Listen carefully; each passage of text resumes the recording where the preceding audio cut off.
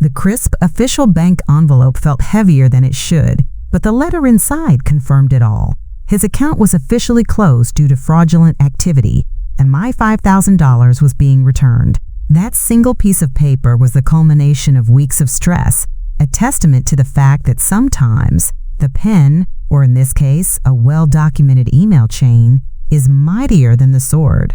But to understand how I ended up holding this piece of glorious bureaucratic justice, we have to go back to the beginning. For the last 3 years, my life had been a meticulously organized chaos of color palettes, vector files, and caffeine. I'm a freelance graphic designer, and my apartment doubled as my studio. Most nights you could find me hunched over my tablet, the glow of the screen illuminating my face as I fine-tuned a logo or laid out a brochure, often until the birds started chirping outside my window. I wasn't just building a client list, I was building a life, one pixel at a time. Every dollar I earned was a direct result of hours I'd poured into my craft. That money wasn't just for rent and bills, it was for a future. I had a savings account I nicknamed the Escape Pod, slowly feeding it with every paid invoice, dreaming of the day it would be a down payment on a small house with a room I could dedicate as a real office, a space with a door I could actually close at the end of the day.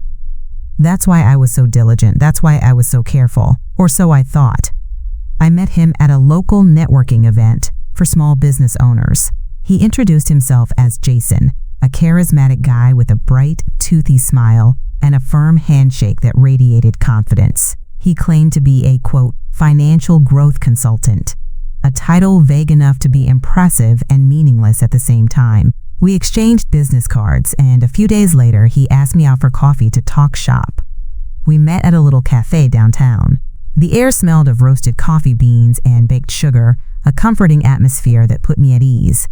At first, the conversation was great. He asked all the right questions about my business, listening intently as I described a recent branding project I was particularly proud of. "That's incredible," he said, leaning forward, his eyes wide with what I mistook for genuine admiration. "You took a client's vague idea and turned it into a whole visual identity? That's a real talent, you know. You must be killing it."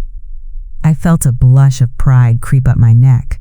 "I'm doing okay," I said modestly. "It's a lot of work, but it's paying off. I just landed a retainer with a new tech startup, so things are finally feeling a bit more stable." His smile widened. "See? I knew it. You're not just creative, you're smart. I bet you're just as smart with your money." He took a sip of his latte, his gaze never leaving mine. It felt less like a compliment and more like an assessment. A subtle shift in the air occurred, a change in pressure I couldn't quite name. "I try to be," I said, "a little more guarded now. I'm saving for a down payment so every penny counts." "A house! That's the dream," Jason exclaimed, clapping his hands together softly. "That's all about making your money work for you. You know, a lot of creative people are brilliant at making money, but not so great at growing it. They just let it sit in a savings account, getting eaten by inflation." He leaned back, adopting the posture of a wise mentor. "It's a classic mistake." I shifted in my seat. The friendly coffee chat was starting to feel suspiciously like a sales pitch. "My savings account is doing just fine for now," I said, my tone a little cooler than before. He held up his hands in a gesture of surrender, that charming smile plastered back on his face. "Hey, no pressure. I just see potential, and I get excited. You've got the talent and the drive. I just happen to know about opportunities, real game-changing ones, that could turn that down payment fund into a buy the house in cash fund in less than a year." He winked as if sharing a delicious secret. "But we don't have to talk about that. Tell me more about this tech startup." He seamlessly changed the subject, and for the rest of our coffee, he was back to being the interested, supportive peer. But the seed had been planted. He wasn't just a new friend. He was a man with a plan. And as I would soon learn, I was the target of it. Despite my initial wariness, Jason was persistent. Over the next 2 weeks, he'd text me articles about the housing market or send links to design blogs he thought I'd like. He was playing the long game, carefully weaving himself into the fabric of my professional life, positioning himself as a helpful ally. The sales pitch from the cafe faded into the background, replaced by the image of a supportive friend. So when he called and said the game-changing opportunity he'd mentioned was finally open, but only for the next 48 hours, a part of me was already primed to listen. He invited me to his office, a sleek, minimalist space in a new downtown high-rise. The floor-to-ceiling windows offered a stunning view of the city, a panorama of success. A single, expensive-looking fiddle leaf fig stood in the corner. It all looked incredibly legitimate. "This is it," he said, pulling up a slick presentation on a large monitor. "A private equity fund, Apex Innovators. We target disruptive tech before it goes public. The barrier to entry is usually $250,000 minimum, but my firm has a small, exclusive allocation for emerging entrepreneurs, people like you." He clicked through slides filled with impressive graphs, all showing steep upward curves. He talked about AI integration, blockchain synergy, and decentralized platforms.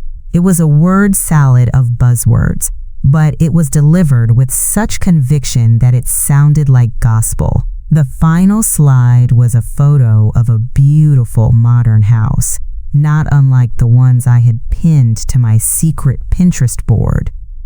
"This is what we're talking about," he said, his voice dropping to a conspiratorial whisper. "Not just a down payment, the whole thing. The initial investment is just $10,000.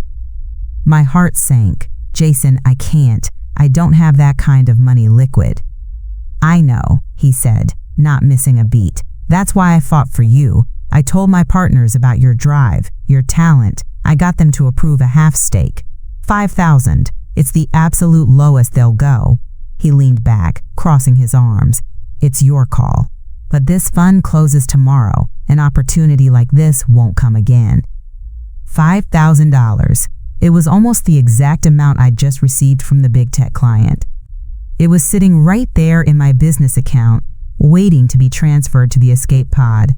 My hands felt clammy. My gut was screaming, a silent, frantic alarm. But the image of that house, of a real office with a door, was so powerful. He was offering a shortcut to the dream I was working myself to the bone for. "Okay," I heard myself say, the word feeling foreign in my own mouth. "Okay, let's do it." His bright, toothy smile returned, wider than ever. "Excellent choice. You won't regret this." He watched, almost seeming to vibrate with excitement as I pulled out my laptop. I logged into my bank, my eyes fixed on the balance. I navigated to the wire transfer page and painstakingly typed in the account and routing numbers he provided on a crisp sheet of letterhead. My finger hovered over the submit button. It felt like standing on the edge of a cliff. I closed my eyes, pictured that house, and clicked. A confirmation screen appeared. $5,000.00 has been successfully transferred. "Done," I said, a wave of nervous adrenaline washing over me. I looked up at him, expecting a handshake or a celebratory clap on the back. Instead, his smile vanished. The warmth in his eyes evaporated, replaced by a flat, cold emptiness. He slowly started packing his briefcase, not even looking at me. "So, what happens next?" I asked, my voice trembling slightly. "Do I get a confirmation email or—" He finally looked at me, a sneer twisting his lips. "What happens next is I leave, and you figure out how stupid you are." The air rushed out of my lungs. "What? Jason, what are you talking about? The fund?" He let out a short, barking laugh. It was a horrifying sound. "The fund? You think people like me actually help people like you?" He gestured vaguely at the window at the city below. "This world is for people who take, not for people who sit in their little apartments dreaming about it." "A house?"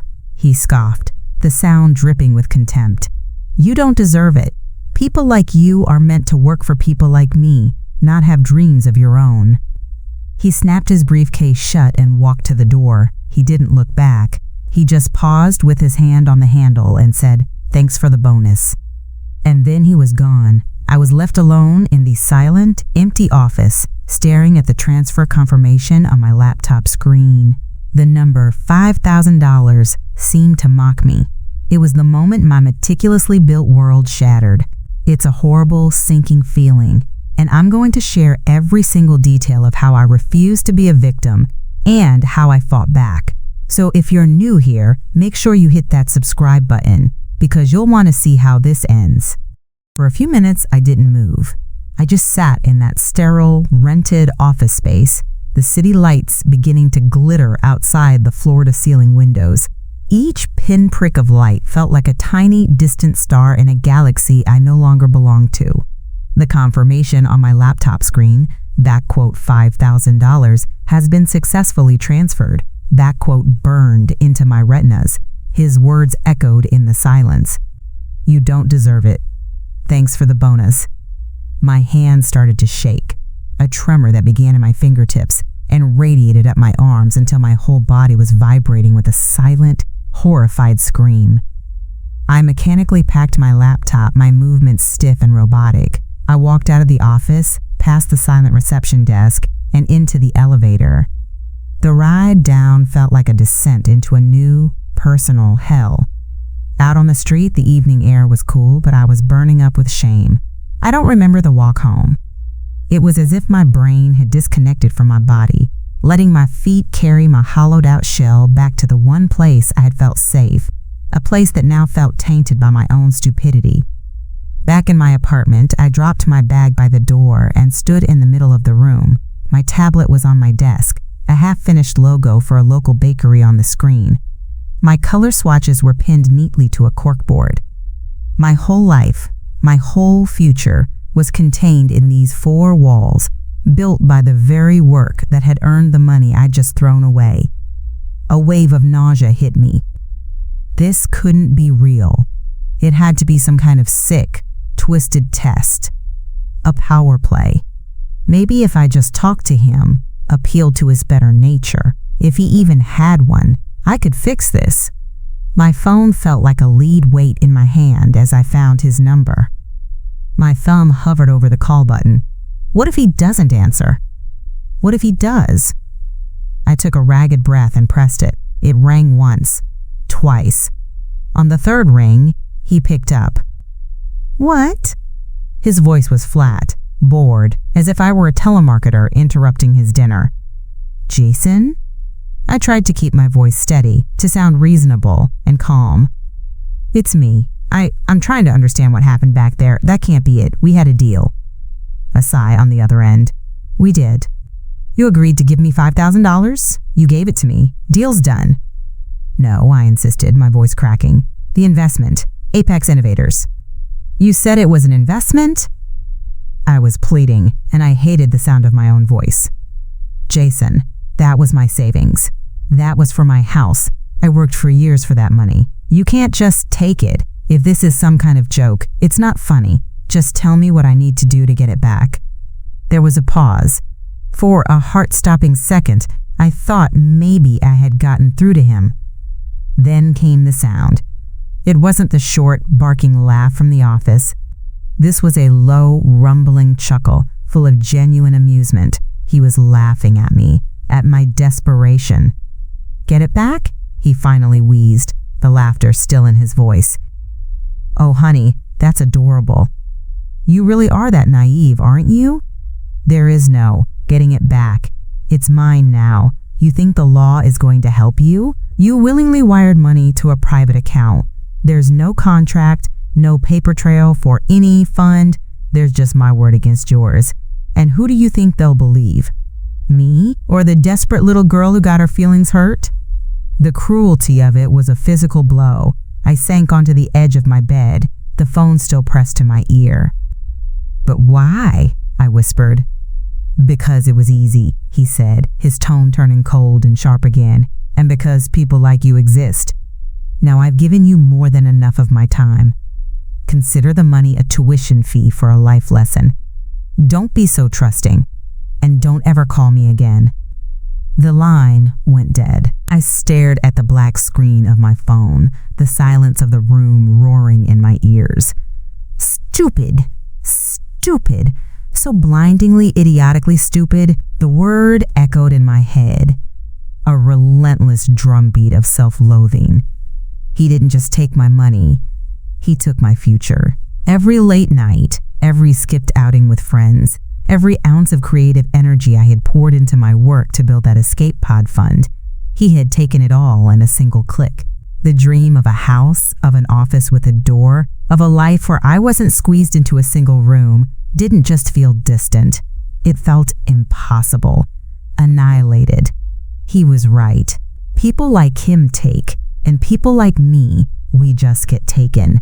I curled up on my bed, the city lights I used to find so inspiring now, seeming to mock me from beyond the glass. I had never felt so small, so foolish, and so utterly, completely alone. I don't know how long I lay there, curled into a ball on top of my duvet, but eventually, the sky outside my window began to soften from inky black to a bruised, pre-dawn purple. The city lights lost their mocking sparkle. I had cried until my eyes were swollen and my throat was raw, the waves of shame and self-hatred finally receding into a vast, empty ache. He'd called me naive, stupid, desperate, and in the dark, I had believed him. But as the first hints of daylight filtered into my apartment, they fell across my workspace, my tablet still displaying the cheerful, half-finished logo for the bakery, my corkboard, a carefully arranged constellation of color palettes and font studies, my bookshelf, crammed with design theory and branding manuals. It was a shrine to diligence, to precision, to the very meticulousness that had built the life he'd tried to shatter in a single afternoon. A new feeling began to smolder in the pit of my stomach, a heat that pushed back against the cold emptiness. It was rage, cold, clear, and sharp as a shard of glass. He had misjudged me. He saw a dreamer, a creative with her head in the clouds, an easy mark. He didn't see the person who spent hours kerning type until it was perfect, the person who could spot a single misaligned pixel from 10 feet away. He didn't see the professional who documented every client communication and organized her files with an almost obsessive rigor. He thought he was the predator, and I was the prey. He had no idea I was a hunter in my own right. I swung my legs off the bed, my movements no longer hollowed out but filled with a new, dangerous purpose. I was not a victim. I was a business owner who had been defrauded, and I was going to handle this like a business problem. I walked to my desk and cleared a space. I went to the bag I dropped by the door hours earlier and retrieved the single, crisp sheet of letterhead he had given me in his fake office. I smoothed it out on the desk. Then I pulled up the wire transfer confirmation on my laptop, the image I had been trying to burn from my memory. I placed them side by side. I started a new file on my computer, titling it Project Jason. My mind, which had been a maelstrom of emotion, became quiet and analytical. I was no longer a heartbroken fool. I was a designer analyzing a flawed product. I examined every element. The business card he'd given me at the networking event, the sleek, generic logo for Apex Innovators on the letterhead, the address of the rented office space, the transcript of our text messages. I laid it all out, creating a timeline, a map of his deception. And then I saw it. It was so simple, so fundamental that I nearly laughed. It was the kind of glaring mistake I would have fired an intern for. On the letterhead, printed in a clean, sans serif font, was the name of the fund, Apex Innovators. Beneath it, the instructions for the wire transfer, and on my laptop screen, the confirmation from my bank. Backquote recipient name, Jason Bell, backquote recipient account, dot, 4x6789, personal checking, backquote, not Apex Innovators, not a corporate account, a personal checking account. My money hadn't gone to a private equity fund. It had gone directly into his pocket. He had solicited a commercial investment for a registered company, or what he purported to be one, and had me wire the funds to his personal account. A jolt went through me, the pure, thrilling electricity of discovery. This wasn't just his word against mine anymore. This was a document trail. This was proof. My fingers flew across the keyboard. I didn't search for lawyers or private investigators. I went straight to the source, the website for his bank, the one I had wired the money to. I dove into their terms of service, the dense bureaucratic fine print that everyone agrees to and no one ever reads.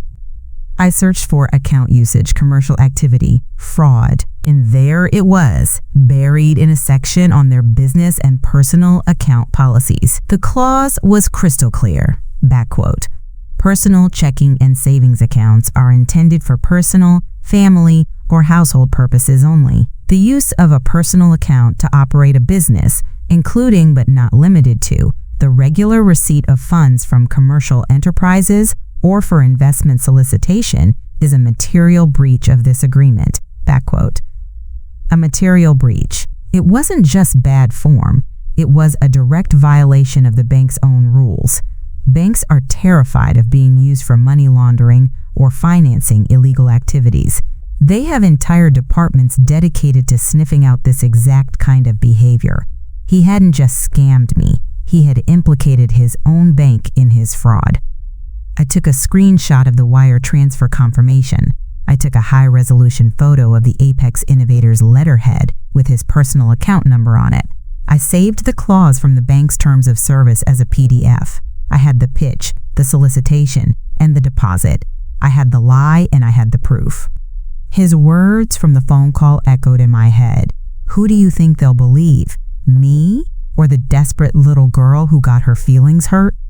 A slow, cold smile spread across my face. It wouldn't be my word against his. It would be his own sloppiness against the unyielding, unforgiving machinery of bank bureaucracy. He had called me stupid. He had no idea how meticulously I was about to ruin his life. The sun was fully up now, casting long shadows across my floor. The rage from the early morning had cooled, solidifying into something dense and heavy, like a block of steel in my gut. It wasn't a frantic, flailing anger anymore. It was a focused, industrial-grade fury. He thought I was a desperate little girl. I was about to introduce him to the ruthlessly organized small business owner. My apartment, which had felt like a prison of my own failure just hours before, transformed back into my studio, my command center. I spent the next 2 hours not as a victim, but as a project manager. The task was simple: dismantle Jason Bell. I treated the evidence like assets for a new brand identity project. I opened Photoshop and adjusted the levels on the photo I'd taken of the Apex Innovators letterhead, making the text crisp and undeniable. I took the screenshot of my wire transfer confirmation and drew a stark red box around his name and personal account number. I compiled every text message he had ever sent me, from the first friendly follow-up to the final, gloating ones where he pitched the opportunity. I arranged them chronologically in a clean, easy-to-read PDF, complete with timestamps. The file was named _Jbell_communication_log.pdf . Every action was precise. I was building a case file so clear, so professional, that no one could dismiss it as the ramblings of a woman scorned. My narrative would be backed by his own digital footprints. I drafted an email. I wrote and rewrote it, stripping out every ounce of emotion. There was no "I was so scared" or "he betrayed my trust." It was pure, cold fact. To the Fraud Prevention Department, I am writing to report a material breach of your personal account holder agreement by one of your clients, Mr. Jason Bell, account number ending in 6789.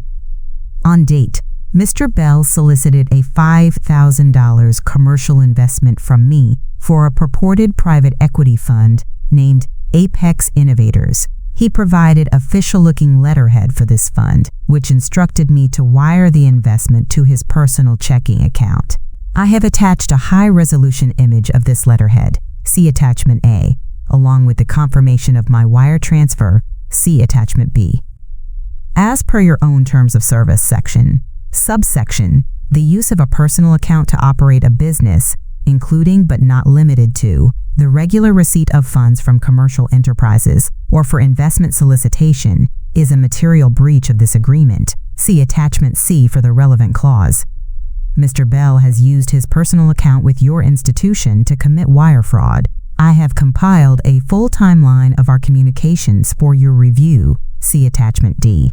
I trust you will take the appropriate action to investigate this violation. Sincerely, a meticulous graphic designer. Okay, I didn't actually sign it that way, but I might as well have. It was perfect. A neat, tidy package of his own undoing, tied with a bow of corporate liability. Just as I was attaching the final file, my phone buzzed on the desk. A text from a number I hadn't bothered to delete. It was him. Back quote. Just checking in. Hope you learned your lesson. Enjoy the grind, smiley face. Back quote. The smiley face was the most infuriating part. He was picturing me crying, defeated, working myself to the bone to earn back the money he'd stolen. He was kicking me when he thought I was down, getting one last bit of pleasure from my imagined pain. I looked at the message, then at the perfectly crafted email on my screen, a digital guillotine waiting to drop. A slow, genuine smile spread across my face for the first time in what felt like a lifetime. I didn't type a single letter back. I just deleted the message. My silence was its own reply. He wanted me to feel small, but in that moment, I had never felt more powerful. With the email ready to go, I picked up the phone and dialed the number for his bank's fraud department. I took a deep breath, not of anxiety, but of resolve. A tired-sounding man answered. I calmly stated my purpose, using the same professional tone as my email. Ma'am, if you willingly transferred the money, that's usually a civil matter, he began, the boredom evident in his voice. I understand, I said, my voice steady and clear. However, this isn't about me getting my money back. This is about your bank being used to facilitate wire fraud. Your client, Jason Bell, solicited a commercial investment and had the funds deposited into his personal checking account, which is a material breach of your terms of service. There was a pause. I could hear the faint clicking of a keyboard on his end. The boredom in his voice was gone, replaced by a sharp attentiveness. A material breach? Can you repeat the client's name? I did. I told him I had a fully documented case file, including the solicitation letterhead with his personal account number on it, the wire confirmation, and a copy of their own policy. Could you please email that file to me directly? He asked, his voice all business now. My address is... I wrote it down. After we hung up, I pulled up my draft, added his direct address, and stared at the send button. This was it, the point of no return. I wasn't a desperate girl trying to get her money back. I was an informant reporting a problem I knew the bank would be legally and financially motivated to solve. I clicked send. The email vanished from my outbox. The mechanism was set. The trap was sprung. All I had to do now was wait for the bureaucratic gears to start grinding him into dust. The days that followed were a strange blend of normal routine and excruciating suspense. I took on a new branding project for a small candle company, lost myself in the subtle differences between shades of lavender, and argued with a client over the kerning of a logotype. On the surface, it was life as usual, but underneath, a silent countdown was ticking. Every buzz of my phone made my heart leap into my throat. Every new email notification sent a jolt of adrenaline through my system. I was a hunter who had set a trap and was now lying in wait, perfectly still, listening for the snap. He had called me naive. What he failed to understand was that my meticulous nature wasn't just for my work, it was my worldview. I had placed my faith not in his non-existent better nature, but in the unfeeling, self-preserving, and utterly predictable nature of a large financial institution. I had given the bank a problem, and I was betting my entire sense of justice that they would solve it in the most efficient way possible, by excising the source. The call came 2 weeks later. It was a Tuesday afternoon. I was finalizing the candle company's packaging design when my phone lit up with an unknown number. I stared at it, my breath catching in my chest. This was it. I let it ring 3 times, a small, petty echo of the time I had called him. Then I answered, my voice deliberately calm and professional. Hello? What did you do? The voice on the other end was ragged, laced with a panic so raw it was almost unrecognizable. The smooth, confident cadence was gone, replaced by a high-pitched, breathless fury. It was Jason. I leaned back in my chair, a slow, cold wave of satisfaction washing over me. I let a bead of silence hang in the air. "I'm sorry, who is this?" "Don't play dumb with me," he shrieked, his voice cracking. "You know exactly who this is. My bank. They froze my accounts. All of them. They're talking about A, compliance review, and potential illegal activity. This has your name written all over it. What the hell did you tell them?" I took a slow sip of my now cold coffee. "I simply forwarded them the documentation from our little business deal," I said, my tone as level as a ruler. "The letterhead 4, Apex Innovators, the wire transfer confirmation to your personal checking account. I also pointed out the clause in their terms of service you seem to have missed, the one about not using personal accounts for investment solicitation. It's a material breach, Jason, a classic mistake." There was a choked, sputtering sound on the other end of the line. He was losing it. The cool, calculating predator was gone, and in his place was a frantic, trapped animal. "My money is locked up. All of it. I can't pay my rent. I can't even buy groceries. They're reviewing every transaction I've made for the last year. You've ruined me." "Ruined you?" I repeated the words, savoring the sound of them. "No, you did that yourself. I just organized the evidence." I could almost see him on the other end, pacing in whatever sleek, rented space he was in, the facade of his success crumbling around him. The image was glorious. His sneering, condescending face from that office, the memory that had haunted my nights, was being replaced by this new vision of him, pathetic and powerless. "Look," he said, his voice shifting abruptly from rage to a desperate, wheedling plea. "Okay, you made your point. You're not as stupid as I thought. Happy? Just call them back. Tell them it was a misunderstanding, a mistake. I'll give you the money back. All of it. I'll wire the $5,000 back to you right now, or I would if I could access my goddamn account. I'll give you cash. I'll give you $6,000. Just call them and tell them to stop." It was the moment I had been waiting for. The moment the power dynamic didn't just shift, but inverted completely. He was begging. The man who had laughed at my dreams and told me I didn't deserve them was now pleading with me to save him. I let the silence stretch again, letting him stew in the acidic juice of his own desperation. When I finally spoke, my voice was devoid of all warmth, as cold and hard as the screen of my laptop. "No." "What? What do you mean, no?" he stammered. "I mean, no," I repeated. "You seem to be confused. You think this is still about my money. It's not. My bank is already reversing the fraudulent transfer. This," I said, my voice dropping to a whisper, echoing the conspiratorial tone he had used on me, "is about the consequences.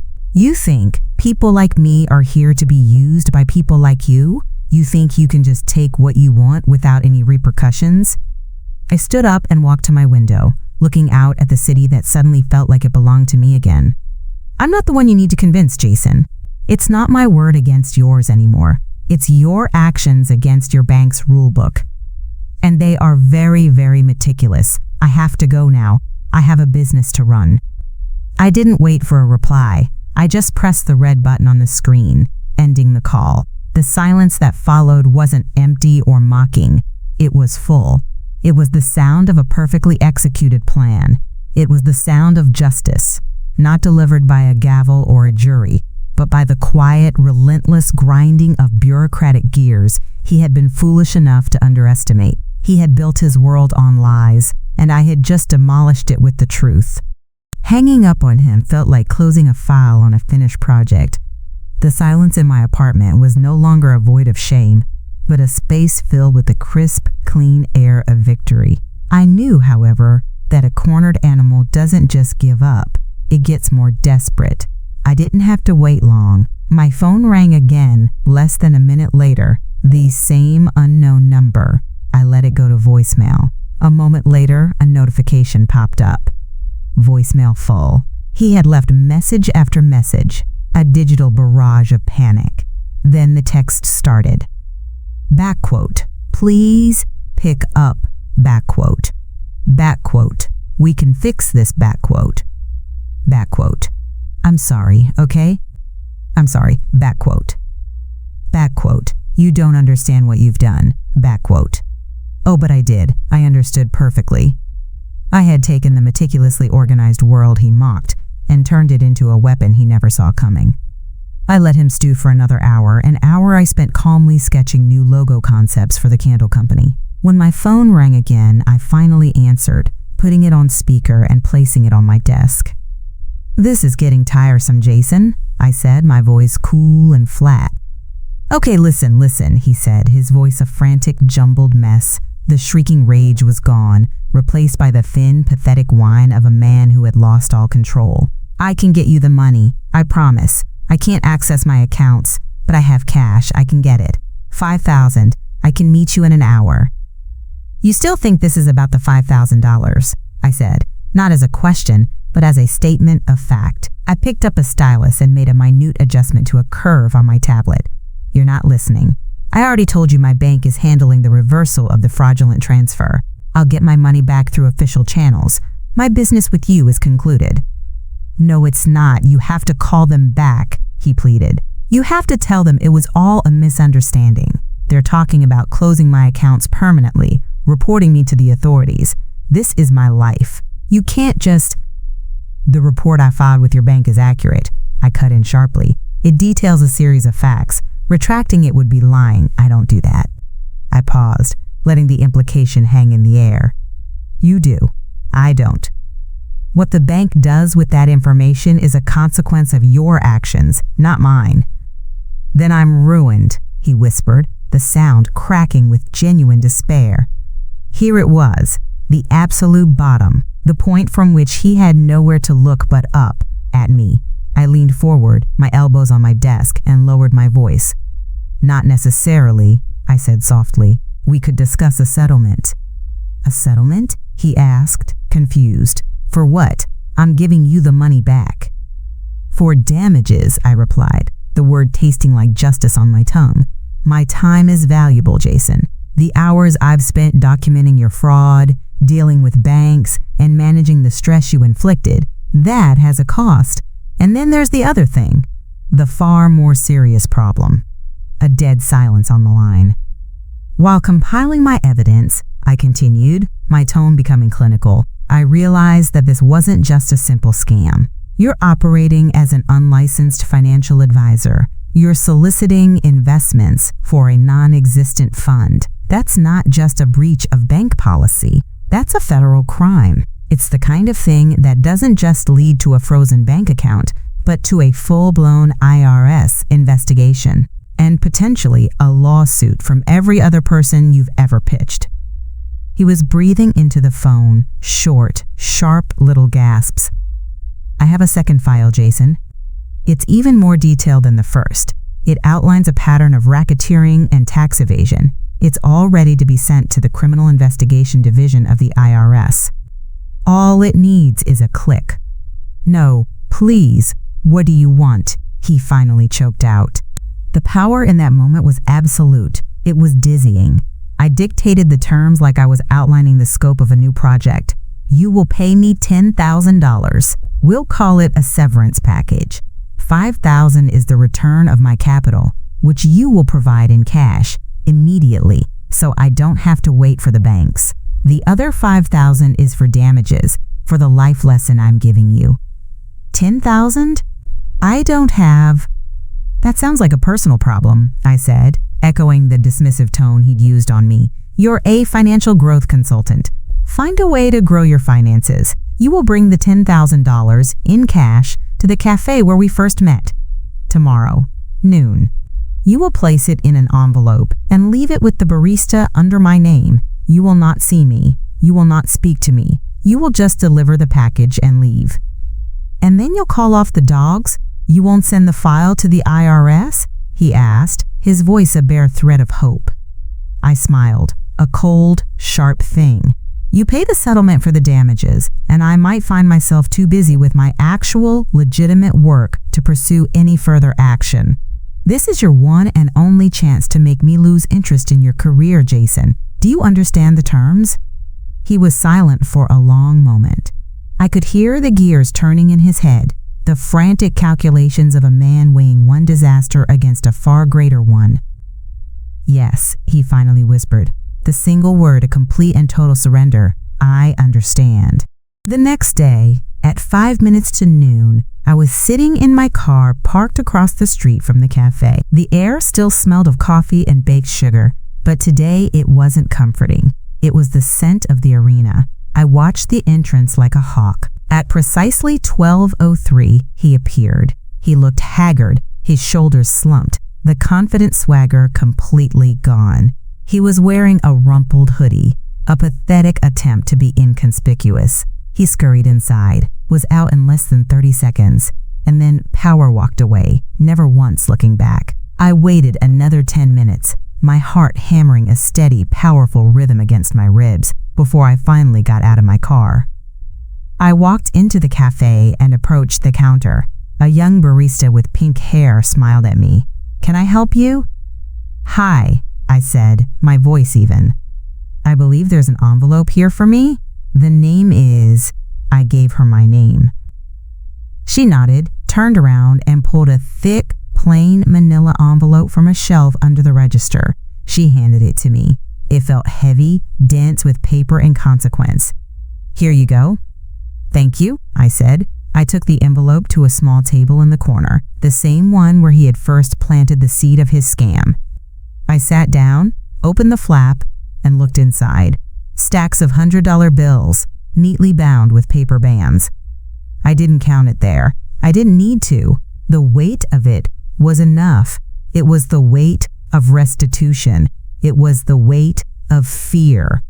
His fear. I slid the money back into the envelope, put it in my bag, and walked out, leaving the ghosts of our meetings behind me for good.